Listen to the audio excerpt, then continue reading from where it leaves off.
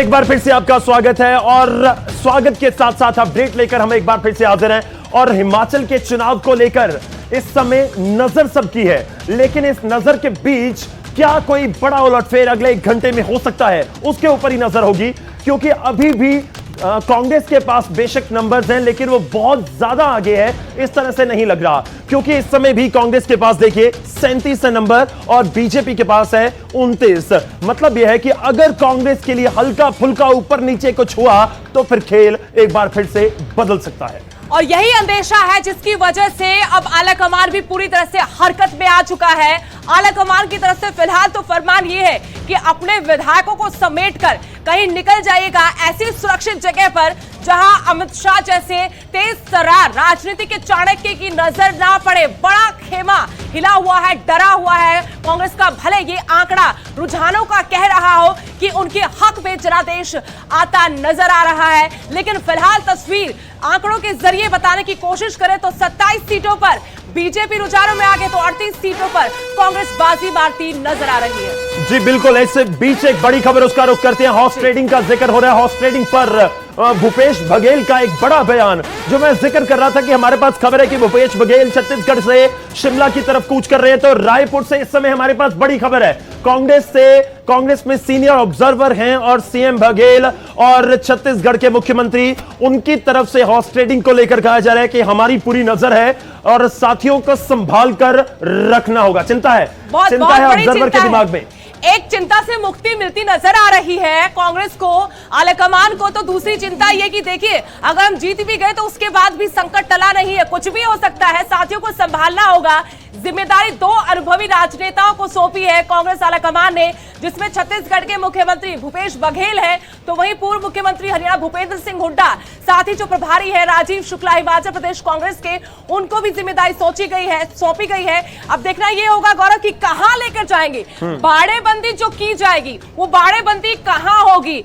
BJP के साथ चुनावी रण पर तो आप भले जीत जाएं, लेकिन उसके बाद मुकाबला फिर भी बना रहता है, कड़ा मुकाबला बना रहता है।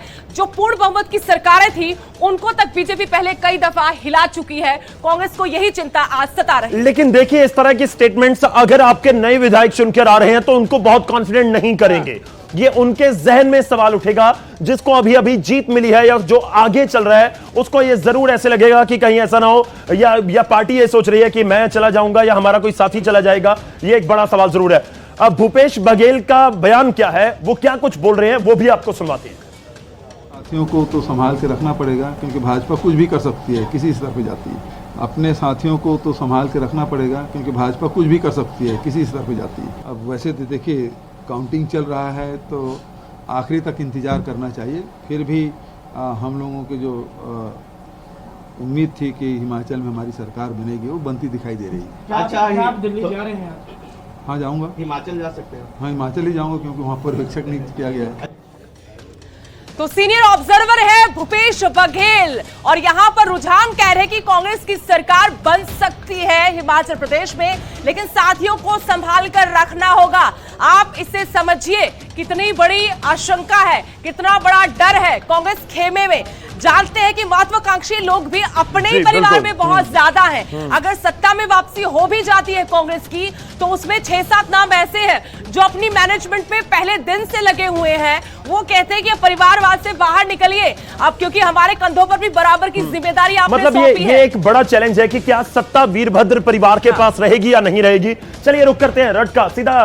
सना हमारे साथ हमारी सहयोगी जुड़ रही हैं और कुछ अपडेट लेंगे। सना, एक बहुत बड़ी खबर है आरकी विधानसभा सीट को लेकर, वो हम रुख करेंगे आगे और हम जानने की कोशिश करेंगे अपने साथी से। क्या आरकी से आपको अपडेट मिल पा रहा है? जी आरकी से क्या आरकी से कौन आगे चल रहा है? क्योंकि आरकी विधानसभा क्षेत्र की अगर हम बात करें, कुछ देर पहले यहाँ पर हलचल मची हुई थी, अभी दूसरी सीट को लेकर वो बात कर रहे हैं। क्योंकि आरकी विधानसभा क्षेत्र इसलिए सुर्खियों में भी है, इस पर नज़र सभी की इसलिए रहती है क्योंकि सबसे पहली विधानसभा क्षेत्र में यहाँ से वीरभद्र सिंह जो कि अब नहीं है, उनके बगैर ही चुनाव चल रहा है। इसके अलावा इनके पास क्या कुछ अहम खबर है और क्या कुछ लीड मिल रही है, जीता कौन है, वो हम जानने की कोशिश करेंगे। बताइएगा। आरकी से संजय आईएनसी के जो कांग्रेस के थे वो जीत चुके हैं 4000 वोटों से। तो आईएनसी इंडियन नेशनल कांग्रेस यानी आरकी से कांग्रेस ने जीत दर्ज की है, यानी अपनी जो उनकी रिवायती सीट रही है यहाँ पर जो होल्ड रहा है वो कहीं ना कहीं गौरव एक बार फिर से कांग्रेस को मिलता हुआ दिखाई दे रहा है। कितने वोट से जीत दर्ज की है? 4000 आप बता रहे थे? 4000 वोटों से जीत दर्ज की है जी, तो 4000 वोटों से जीत दर्ज की है आरकी विधानसभा क्षेत्र से। आपके पास एक बार फिर से ओवर टू यू गौरव। जी बिल्कुल, तो अर्की से हमारे पास अपडेट आया, आगे भी आपके पास सना मैं जल्दी से आऊंगा और आप जरूर देखिएगा कि कौन से जिलों का अभी तक हम चर्चा नहीं कर पाए हैं। और खासतौर पर मैं सिरमौर का जिक्र कर रहा हूं, नाहन का जिक्र हो गया था, उसके बाद बाकी जो वहां पर विधानसभा हल्के हैं उनका जिक्र नहीं हो पाया था। सना हम आपके पास वापिस आएंगे, सिरमौर वाला पूरा अपडेट रखना है। इस बीच बड़ी खबर आ गई है जी, चुनाव से बीजेपी के हंसराज जीत गए हैं। जयराम सरकार में ये विधानसभा के उपाध्यक्ष थे, लेकिन मुकाबला यहां पर भी कड़ा था और भावुक होते भी हमने देखा कि नजर आए थे। कहा था कि कहां मास्टर को आप वोट देकर जिताएंगे, मैं पीएचडी होल्डर हूं, मुझे देखिए और मैंने क्या नहीं किया आपके लिए, बहुत कुछ किया है, शिक्षा की बात तो बहुत कुछ किया है। यहां पर बीजेपी के हंसराज एक बार फिर से जीत हासिल करने में कामयाब रहे। तो अर्की में बीजेपी ये पहले का आंकड़ा हम बता रहे हैं, यहाँ पर चुरा की हम बात कर रहे थे कि यहाँ पर बड़ी जीत है हंसराज के लिए।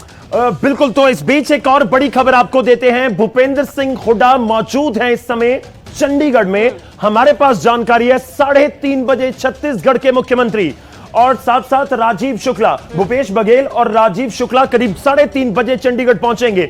तो चंडीगढ़ पहुंच गए, समझिए शिमला पहुंच गए लगभग। और ये हलचल हम कह सकते हैं कि जबरदस्त हलचल इस समय जरूर नजर आ रही है कांग्रेस के अंदर। कांग्रेस समझ रही है कि गुजरात गया, हिमाचल आ गया है, हिमाचल पे फोकस कर लीजिए और यहां से आपके विधायक इधर उधर ना चले जाएं, अभी से आप पूरी तैयारी कर लीजिए। बिल्कुल, क्योंकि रुझान यही कह रहे कि आपको बहुमत तो देखो मिल जाएगा, लेकिन बहुमत कोई बहुत ज्यादा बड़ा बहुमत नहीं होगा, आपके अपने परेशानी का सबब ना बन जाए, ये डर है। बीजेपी से तो एक बड़ा डर है ही। जैसे कि विक्रमादित्य सिंह को आपने सुना होगा थोड़ी देर पहले न्यूज 18 पर, तो कह रहे थे कि दूध का जला छाछ भी फूंक फूंक कर पीता है। ये मध्य प्रदेश का जिक्र करें या बाकी राज्यों का जहां पर कांग्रेस को किस तरीके से जीत के बावजूद भी परेशान होना पड़ा। शिमला रिज मैदान ये चलते हैं, भीड़ है, हलचलें हैं रणबीर, लेकिन रुझान कह रहे कि कांग्रेस फिर से सत्ता में आ सकती है, रिवाज तो नहीं बदल पाएगी बीजेपी। क्या अपडेट है? जी हाँ, लग तो ऐसा ही रहा है सुदेश। अब देखिए, लेकिन थोड़ा और इंतजार जो है हमें करना होगा। पेचीदा जो है मामला थोड़ा सा हो सकता है। अभी भी अब तक जिस तरह से चौंकाने वाले परिणाम आए हैं, आगे भी हमें जो है चौंका सकते हैं। एक वरिष्ठ पैनल हमारे साथ जुड़ा है, हमारे साथ कांग्रेस की तरफ से सुशांत कपरेट हमारे साथ जुड़े हुए हैं, खुशीराम बालनाटा भाजपा की तरफ से हमारे साथ जुड़े हुए हैं और अधीर रोहाल वरिष्ठ पत्रकार हमारे साथ जुड़े हुए हैं। तीनों से बातचीत करते हैं। अधीर सर के पास मैं सबसे पहले जानना चाहूंगा, सर आप किस तरह से देख रहे हैं इस चुनाव को और अभी तक किस तरह का रुझान चल रहा है, ये कहां किस ओर बढ़ता हुआ आपको नजर आ रहा है और कैसा चुनाव रहा है? रणवीर जी, सभी दर्शकों को नमस्कार। और जैसा सबसे पहले जो चुनाव प्रचार था, चुनाव प्रचार के समय भी जिस तरह से कांग्रेस ने मुद्दों को पकड़ा था और कांग्रेस मुद्दों को लेकर जनता के बीच गई और जनता को कनेक्ट किया कांग्रेस ने, और भारतीय जनता पार्टी के पास जो बड़ी लीडरशिप और दिल्ली से अपना प्रधानमंत्री नरेंद्र मोदी, अमित शाह, जगत प्रकाश नड्डा, और जिस तरह से तूफानी प्रचार भारतीय जनता पार्टी ने किया, लेकिन उस प्रचार के साथ साथ जो लोगों के लोकल इश्यूज थे, हिमाचल के लोगों के, उन इश्यूज को Bharatiya Janata party state level पर पकड़ नहीं पाई।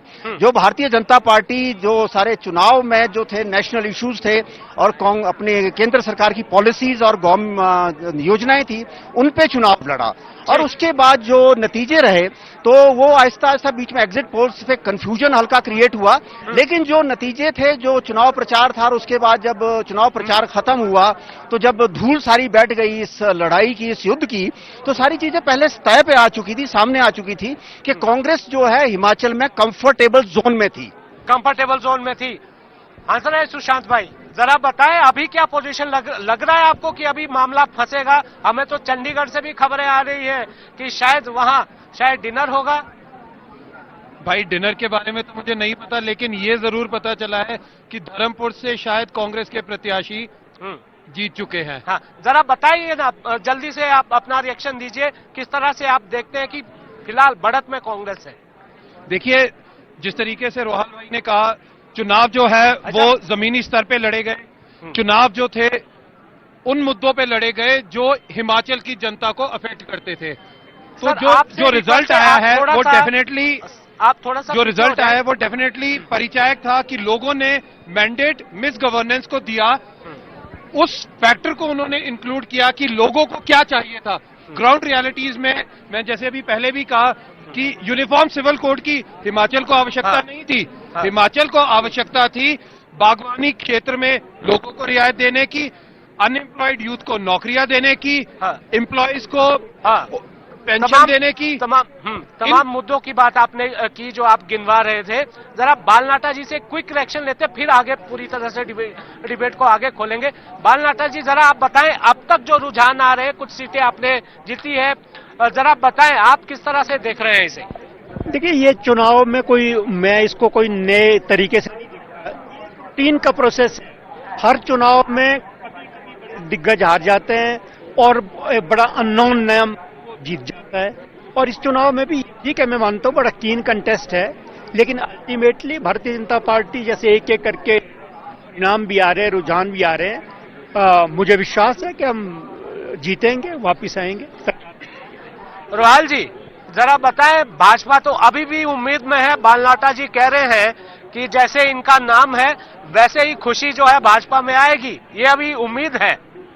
देखिए, हर राजनीतिक दल की अपनी और जो भी समर्थक हैं, और बालनाटा जी खुद भी प्रत्याशी रहे हैं और भारतीय जनता पार्टी के 70 के दशक से पुराने नेता हैं, तो हर पार्टी का नेता अपनी पार्टी के बारे में उम्मीदें लगाकर रखता है। और जिस तरह ये चुनाव हो रहा था, भारतीय जनता पार्टी ने जो चुनाव लड़ा एक स्लोगन पे कि रिवाज बदलेंगे हिमाचल का, तो वो रिवाज हिमाचल की जनता ने बदलने नहीं दिया।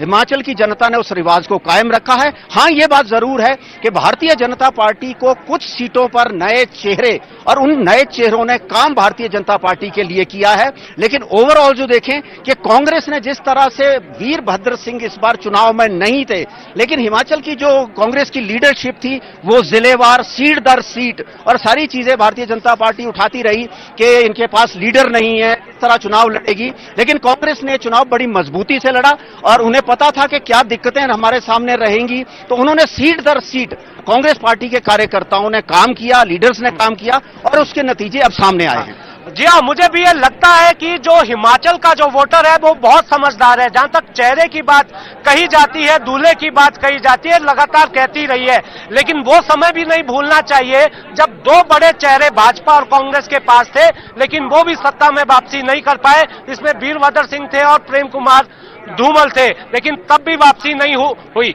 हम जो है जी हाँ, मुझे जो आदेश यहां पर हुआ है कि एक छोटा सा ब्रेक हमें जो है लेना होगा, और थोड़ी देर के बाद तुरंत हम वापस लौटते हैं।